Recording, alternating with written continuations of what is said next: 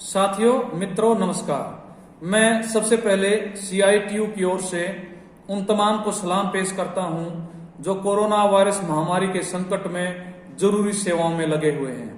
मैं उन तमाम साथियों का भी शुक्रिया अदा करना चाहता हूं जो पिछले लगभग 2 महीने से भूखे, गरीब, जरूरतमंद लोगों के लिए राशन इकट्ठा कर रहे हैं और उन लोगों के बीच में राशन पहुंचा रहे हैं।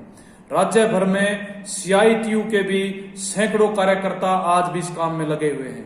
साथियों, आप जानते हैं 22 मई को देश के कर्मचारी और मजदूर संगठनों ने देशव्यापी प्रतिरोध कार्रवाई का आह्वान किया है।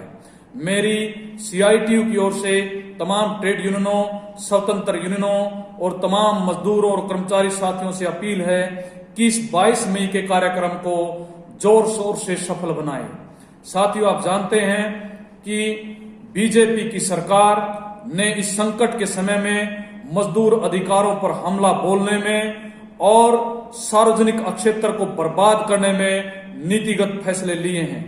बहुत सारी बीजेपी शासित राज्य सरकारों ने मजदूरों के लिए बने कानूनों को कई साल के लिए खत्म कर दिया है। हरियाणा में भी काम के घंटे 8 से 12 कर दिए गए हैं। जब जरूरत है लोगों को राशन पहुंचाने की, रोजगार को बहाल करने की, लोगों की जेब में पैसा पहुंचाने की, ऐसा करने की बजाय बीजेपी की सरकार ने पूंजीपति और कॉरपोरेट यारों के लिए तमाम दरवाजे खोल दिए हैं।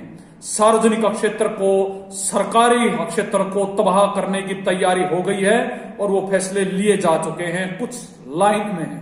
साथियों, बीजेपी ये जानती है, सरकार जानती है, वो समझती है कि इस समय पर लोग, मजदूर, कर्मचारी ना रैली कर सकते हैं, ना जुलूस निकाल सकते हैं, ना प्रदर्शन कर सकते हैं। इसलिए इस समय पर ये फैसले लिए जा रहे हैं।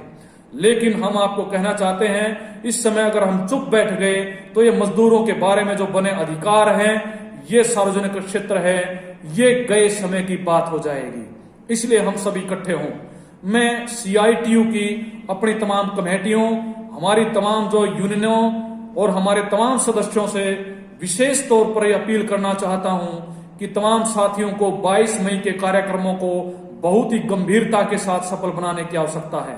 जो गांव में हमारे साथी बैठे हुए हैं, चाहे वो निर्माण के मजदूर कारीगर हों, आशा वर्कर हों, आंगनवाड़ी वर्कर्स हेल्पर्स हों, ग्रामीण सफाई कर्मचारी हों, ग्रामीण चौकीदार हों, मिड डे मील वर्कर हों, वन मजदूर हों, क्रैच वर्कर्स हेल्पर्स हों, मनरेगा मजदूर हों या भांत भांत का काम करने वाले गरीब और मजदूर लोग हों, उन तमाम लोगों को आप इकट्ठा कीजिए। हमारे तमाम कार्यकर्ता गांव में जो बैठे हुए हैं वो कोऑर्डिनेशन बनाएं और 22 मई को किसी एक जगह को नियत करें, वहां पर इकट्ठा हों और उचित दूरी का ध्यान रखते हुए बड़े पैमाने पर प्रदर्शन करें और उससे पहले अपनी मांगों के बारे में चार्ट तैयार करके प्रदर्शनों के माध्यम से सरकार को अपने रोष का इजहार करें। जो साथी शहर में हैं, जो शहर के जो मजदूर हैं, वो चाहे फैक्ट्री में काम करने वाले हैं, वो चाहे असंगठित क्षेत्र में काम करते हैं, निर्माण मजदूरों का, कारीगरों का बहुत बड़ा हिस्सा है। जो घरों में काम करने वाली जो महिलाएं हैं, डोमेस्टिक वर्कर जिनको कहा जाता है, रेडी पटड़ी के जो मजदूर हैं या असंगठित क्षेत्र के तमाम तरह के ऑटो रिक्शा चालक हैं, उन तमाम लोगों के बीच में जाया जाए। ऐसी कॉलोनियों को चिन्हित किया जाए, मजदूर आबादियां जहां रहती हैं, जहां हमारे साथियों के संपर्क हैं, उन तमाम संपर्कों को चिन्हित किया जाए। आजकल में हम उन केंद्रों को चिन्हित करें जहां हम ये कार्यक्रम कर सकते हैं। हम सुबह 7 बजे से लेके शाम के 8 बजे तक ये कार्यक्रम अलग अलग टाइम पर आयोजित कर सकते हैं। दूरी का ध्यान रखें, लेकिन हम 20 से लेकर 40, 50, 100, 200 लोगों तक के हम कार्यक्रम जरूर कर सकते हैं। लोगों में भारी संकट है और ये जो हमला बोला है, जो मजदूरों और गरीब लोगों को निचोड़ने के लिए, जो हमारे सरकारी क्षेत्रों को बर्बाद करने के लिए जो हमला बोला गया है, उसका प्रतिरोध करने की आवश्यकता है। सरकार ये सोचती हम विरोध नहीं कर सकते। हमें जो है, ये जो युद्ध सरकार ने, एक प्रकार से शासक वर्ग ने ये जो युद्ध छेड़ा है मजदूरों और मेहनतकश वर्ग के खिलाफ, इस युद्ध की तैयारी हमें करने की आवश्यकता है साथियों। इसलिए ये पहला अवसर होगा जब केंद्रीय ट्रेड यूनियन और कर्मचारी संगठन इकट्ठे होंगे।